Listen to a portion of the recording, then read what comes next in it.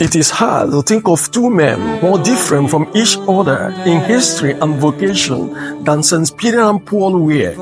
Yet not only are they both remembered as two bulwarks of faith and the symbols of the Catholic Church itself, but they as well share the same feast day, June 29. Although it is almost certain that both Peter, apostle to the Jews, and Paul, apostle to the Gentiles, suffered martyrdom by the will of Emperor Nero, the former crucified upside down and the later beheaded between 64 and 67 AD, it is highly unlikely that the both killings took place on the same day of the same year.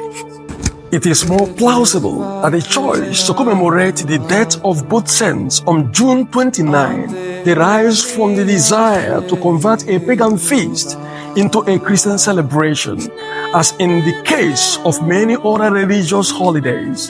In fact, June 29 coincided with the feast of Romulus and Remus, founders of Rome.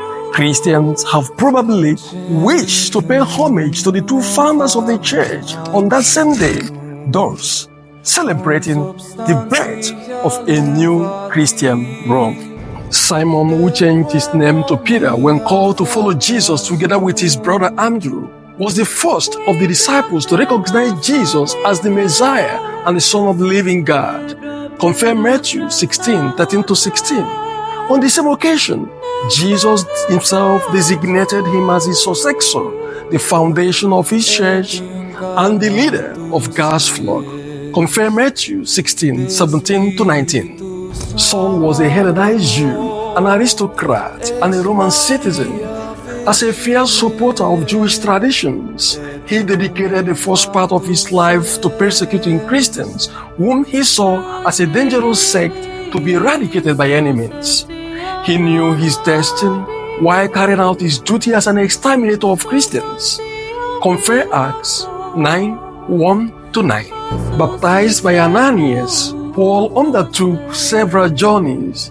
The tradition indicates three main missionary journeys. The first in the regions of the present-day Turkey, on the island of Cyprus, in the city of Antioch, and in Syria.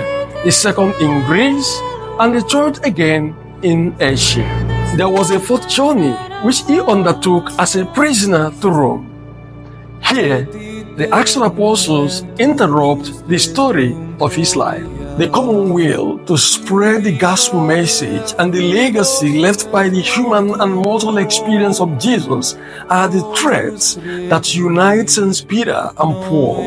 If Peter was the stone on which the church was built, as well as the leader of the flock of God, Paul was the most fervent preacher of the word in the whole Mediterranean world, the first missionary in history.